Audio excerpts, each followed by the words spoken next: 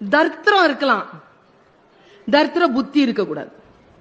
குதிரையில ராஜா போயிட்டே இருந்தானா, ஒரு பிச்சைக்காரன் உட்கார்ந்து இருந்தான். ராஜாவுக்கு மனசு கஷ்டமாயிடுச்சு. பிச்சைக்காரனை பார்த்து ஒரு செப்பு காசு அப்படி தூக்கி போட்டான்.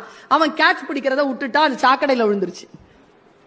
ராஜா கவலையாயிடுச்சு. குதிரையை திரும்பி கொண்டு போடானா. திரும்பி போனா அவன் சாக்கடையில கைய போட்டு அந்த செப்பு காசை தேடிட்டு இருக்கான். தேடாத தேடாத, இந்தா வெள்ளி காசு வச்சுக்கோன்னு. வெள்ளி காசை இந்த கையில வாங்கிக்கிட்டு மறுபடியும் அந்த செப்பு காசையே சாக்கடையில தேடுறான். ராஜா சொன்னார், நான் நிறுத்த சொன்னேனே, உனக்கு இது பத்தலையா? இந்தா ஒரு தங்க காசு.